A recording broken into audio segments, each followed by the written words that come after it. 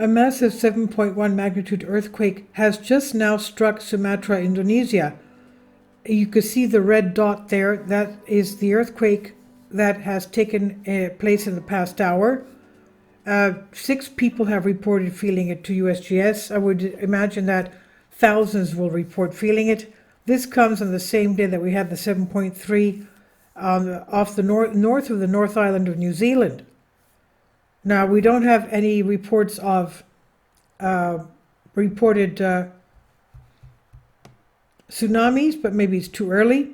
We do have ground failure. It says little or no affected area. Significant area affected, liquefaction. Yes, limited population exposed though.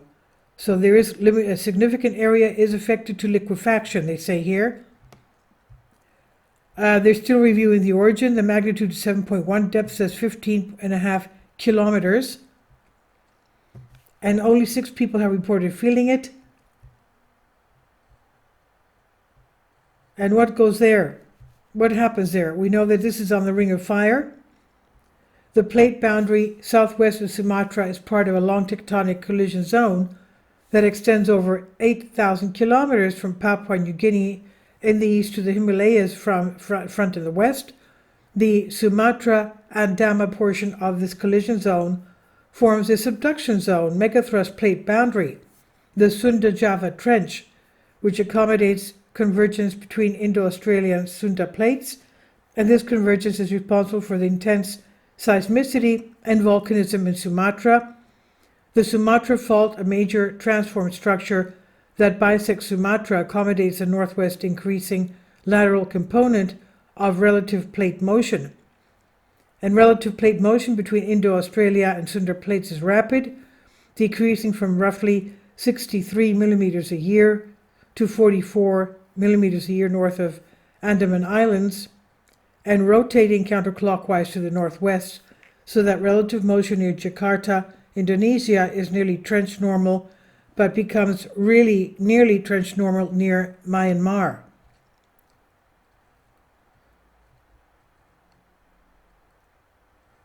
Now, east of the Andaman Islands, back arc spreading in the Andaman Sea produces a zone of distributed normal and strike slip fault, which is very big faults, very big earthquakes. Similar to the Sumatra Fault, the Sagaing Fault near Myanmar also accommodates a strike slip component of oblique plate motion. Plate boundaries related to formation is also not restricted to subduction zone and overriding plates.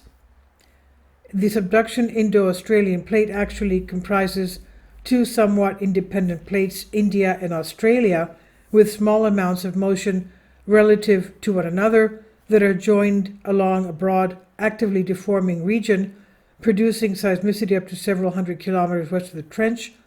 This deformation is exemplified by the recent April 2012 earthquake sequence, which included the April 11 magnitude 8.6 and magnitude 8.2 true strike slip events and their subsequent aftershocks. We've had very big earthquakes here. Now, subduction and seismicity along the plate boundary adjacent to Java is fundamentally different from that of Sumatra Andaman section. Relative motion along Java arc is trench normal, and it's about 65 to 70 millimeters a year that it moves, and does not exhibit the same strain partitioning and back arc strike slip faulting that are observed along the Sumatra margin. So this is they have had, of course, as we see on the map, previous 4 shocks. We've had 4 shocks, and then we had the 7.1. The 4 shocks, from what I see, were about 4.7, around 5 magnitude.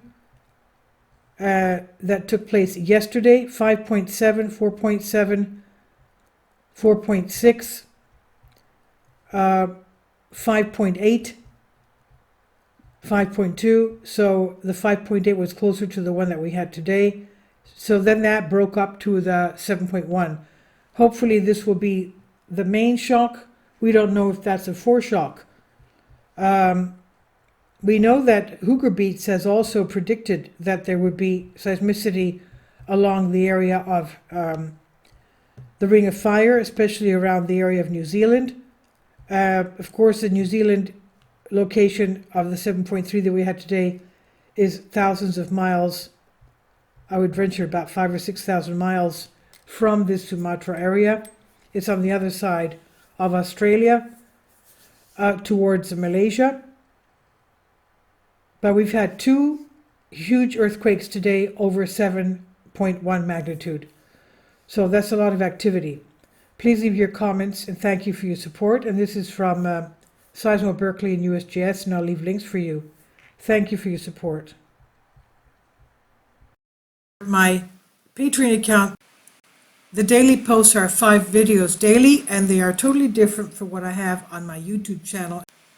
Thank you so much for your support and that you find all my content so interesting. You'll find the Patreon account details in the description box below.